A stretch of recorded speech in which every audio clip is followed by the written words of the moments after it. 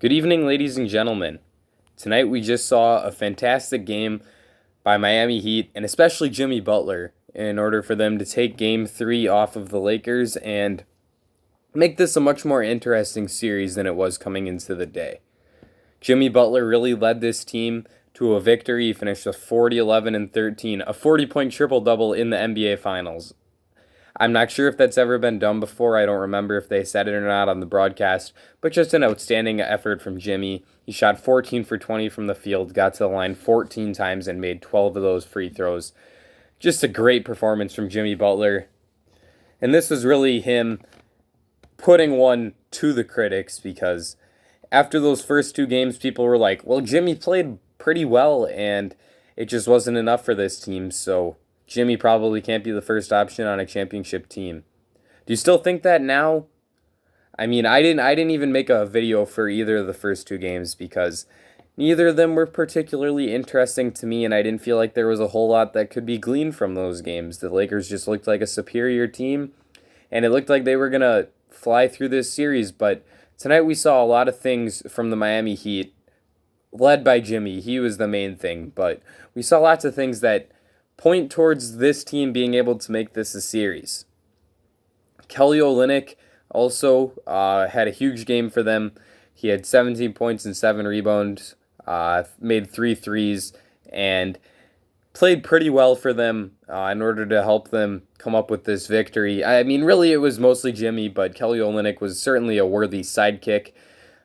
He just really did a great job knocking down his open looks, and that's all you can ask for from a guy like him. We also saw Tyler Hero and Duncan Robinson make some huge shots down the stretch. Both of those guys struggled to knock down open looks throughout this game, but when it counted, they were able to knock down those shots.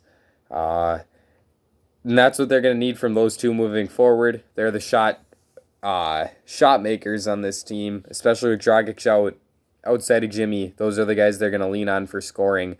And for them to win this series, they're going to need those two to shoot the ball a lot better than they did tonight. But with Bam coming back, hopefully for Game 4, you can't count this Miami Heat team out. We did see some really great performances from a few Laker players, namely Markieff Morris and Kyle Kuzma. They both finished with 19 points and shot a combined 9 for 19 from the three-point line. If they're getting that kind of production from those two, it makes the Lakers a lot scarier.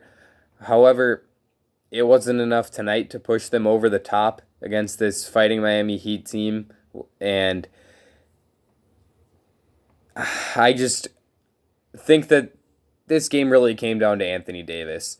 People were hyping him up as a top 5 player, and honestly, I just never got there on him because of games like this. He hasn't shown me consistently enough that he's able to bring that level of greatness. When he's playing at his top-notch level, he plays like a top 3 player in the NBA. But he just isn't able to play like that every night. He's not able to bring it like that every night. And for that reason, I said recently that I would still take Jokic over him, even though the Lakers just beat the Nuggets in a series. It was not a great effort from Anthony Davis, if I'm being completely frank with you. We saw him get in foul trouble early, and in the second half he was in foul trouble, but he just wasn't aggressive with his shot. He shot 6 for 9 from the field, which is a very good and very efficient shot rating. However, he only took 9 shots. You're Anthony Davis guy. You got to be more aggressive. You have to demand that ball, demand that rock, and take as many shots as you can. And no more of these little fadeaways. I mean, maybe that's just as good as he can get, but I would love to see him try to establish some different post moves, get an easier hook shot and some easier layups and dunks when he's got guys like Jay Crowder and Andre Iguodala on him, because he's making these guys look like they're fully capable of guarding him, and he's really not. 9 shots and 5 turnovers? Come on, Anthony Davis. Come on. If you are this top 5 guy, if you're the guy that is going to take LeBron to the promised land once again, you can't play like this. This was a completely unacceptable game from Anthony Davis, and I'm not willing to give him a pass just because he's played great recently. If you're going to be one of the best players in the game, you got to bring it night in and night out, and this simply was not enough from him. Stay out of foul trouble, take care of the basketball, and get some better looks on the offensive end of the floor. You're a great player, but I'm going to need a little more. LeBron had a pretty good game outside of his 8 turnovers. That needs to be cleaned up, but 25, 10, and 8 on 9 for 16 shooting, nobody's going to complain about that kind of night from LeBron, and it's what we've been getting from him all series long. We haven't had that LeBron game yet where he just goes absolutely crazy and looks like he's night and day better than everyone else on the court like we saw in Game 5 of that Nuggets series. I think that game is still coming, and the Heat better be scared of when it does come, but for now, if this is what the Lakers are getting from LeBron, they really should be winning. Anthony Davis's performance was just simply unacceptable. I'm going to get into some adjustments I think that both of these two coaches need to make. We'll start with the Lakers, and really that all comes down, the first thing on my list here is more aggression from AD. 9 shots is just not getting it done. I forgot that Anthony Davis was on the court in the fourth quarter. That can't happen. He can't disappear down the stretch like that. At the beginning of this series, I said that if the games were close, the Heat were going to win. And we've seen that in the first 2 games, they weren't able to keep it close, and the Lakers won. In this game, it was pretty close up until the last 3 or 4 minutes when the Heat went on a huge run to run away with it. The large part of why the Lakers, I can't trust them to win close games, is because Anthony Davis has disappeared in fourth quarters, other than that Game 2 against the Nuggets where he hit that massive step-back three-pointer over Nikola Jokic, as well as that game winner over Mason Plumlee. Or I guess against Mason Plumlee. Plumlee wasn't actually guarding him because Plumlee had a terrible miscommunication on that play. But getting back to this game, Anthony Davis more aggressive in the fourth quarter, more aggressive in general, but especially in the fourth quarter. Dwight Howard just didn't get it done for me in this game. He's been a pretty positive player for them in this series so far, but when it's Olynyk out there, they're better off going to the lineups where it's Anthony Davis at the 5 and Markieff Morris or Kyle Kuzma at the other front court spot with AD and LeBron. We saw Olynyk really struggle to keep track of those guys for large portions of this game. That's why Markieff Morris and Kyle Kuzma were able to knock down 4 and 5 3-pointers each, because Kelly Olynyk just wasn't able to keep track of them, and they were able to get those good looks, and they were knocking them down tonight. And I think that that's another key for this team. If they are able to manufacture looks like that, Frank Vogel has got to have the guys that have been knocking down those shots on the court. And we saw him do a pretty good job of that by having Morris and Kuzma on the court to close the game. But he really just needs to continue to feed the hot hands. If it's KCP and Danny Green shooting the ball well for a night, they got to be the guys on the court to finish and on the court for the majority of the game as the role players alongside AD and LeBron getting 25 to 30 minutes instead of 15 to 23. If it's Alex Caruso and Rondo, then those guys absolutely have to be on the floor. At this point, Rondo seems to be pretty clearly their third best player, so I think that he's going to close no matter how well he's played throughout the game.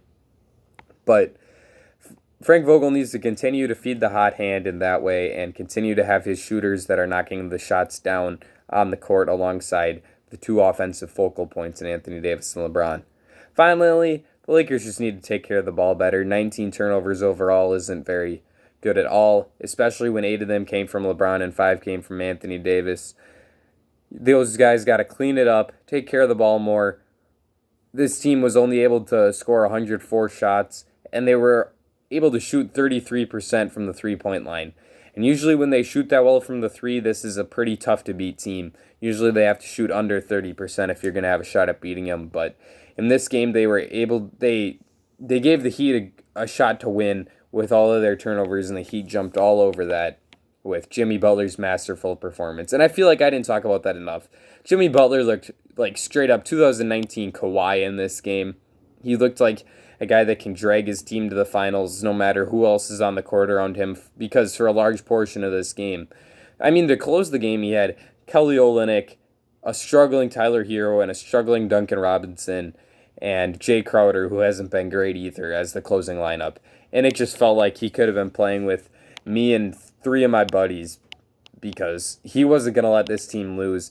and he just had one of the better performances I've ever seen in an NBA Finals game. In my opinion, this was up there with the LeBron in Game 1 of the, was it 2018 NBA Finals, when they lost on the infamous J.R. Smith dribbling the clock out at the end of regulation, and then they went on to lose in overtime when LeBron had like a 50 piece in that game. This was up there with that, in my opinion. Jimmy Butler was just completely dominant. A 40-point triple-double in the finals is outstanding, and for him to do it in a spot where his team needed it as badly as they did is just overwhelmingly impressive. But the Heat do have some adjustments they can make. Obviously, the first adjustment is get Bam Adebayo and Goran Dragic healthy. We saw Kendrick Nunn look flat out unplayable in this game, and I don't think that he's going to play in Game 4 because Eric Spoelstra has not been at all hesitant to completely bench him. And he doesn't look like he is capable of playing out there, and he kind of has to if Goran Dragic isn't able to go, but I would look for them to look for other options on the court because Kendrick Nunn was just really not getting it done. Oh, well, there's a little unintentional rhyme. But he had 5 turnovers and 5 fouls, I believe, in 20 minutes. That is not a good performance from Kendrick Nunn. And I would look for them to look in other directions off the bench. And that's really where they just need Dragic. This series would be completely different with those two, and I really feel like the Heat would have a great shot. So hopefully we get Bam back for Game 4, and I really think that plantar fasciitis is too serious for us to see Dragic have much of an impact, but if he's able to go at all and take those minutes away from Kendrick Nunn, who is an absolute train wreck in this series, but if we can get Dragic, if the Heat can get Dragic back, that boosts their chances quite a bit. And it does sound like Bam will be back for Game 4. I honestly thought that he was going to play tonight up until the time I saw the report that he wouldn't be playing. So that's the first thing that they really need. They also need Jimmy Butler to stay aggressive. He's just been... In this game, he was absolutely terrific. But in Games 1 and 2, we didn't see him quite do the backpack job that he did tonight to carry them to this win. And they're going to need him to do that moving forward, especially if Dragic is out. They need him to carry the scoring load offensively. And especially if Tyler Hero and Duncan Robinson are going to struggle like this on the offensive end of the floor. If those two are playing a bit better, they'll be able to win with a 30-point game from Jimmy Butler. But if he's the only offensive option they have like he was tonight, they need him to continue to play this well. And calling him the only offensive option is taking a lot away from Kelly Olynyk because I thought that Olynyk was incredible in this game. And I'd like to see them play Olynyk more with Bam. Like I said before, we saw Olynyk have some lapses on the defensive end of the floor.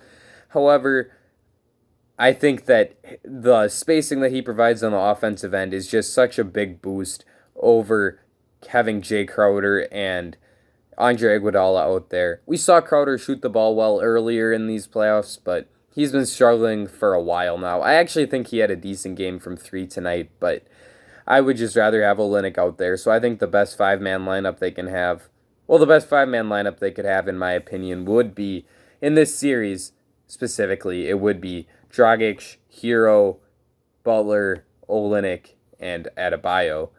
However, if Dragic isn't back, you can replace him with Duncan Robinson. But I think that Olynyk is one of their best options on the floor. We've seen it the past 2 games with him playing 30-plus minutes, and I would look for that trend to continue because even with Bam, I get that it's playing 2 centers, but Olynyk doesn't play like a center. He plays like a perimeter player. He just has a big body. On the offensive end of the floor, that is.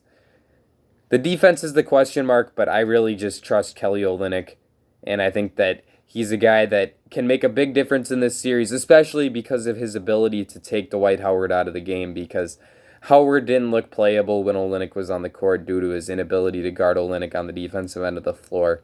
So I think Olynyk is the best option for them as that fifth player alongside the other guys that I previously mentioned there. Let me know what you think in the comments section below. Do you think that the Heat can win this series? I do think that they can. I don't think that they will, but I do think that it is within the realm of possibility that the Heat could be the 2020 NBA champions, and that is a very, very exciting thought because going into today, I thought that this was going to be a sweep or a gentleman's sweep, and with what we saw from the Heat, I think that there is hope. It came down to Jimmy Butler carrying them, but there is hope. Like and subscribe if you enjoyed this video. That's it for me. Ladies and gentlemen, I will see you all again very soon.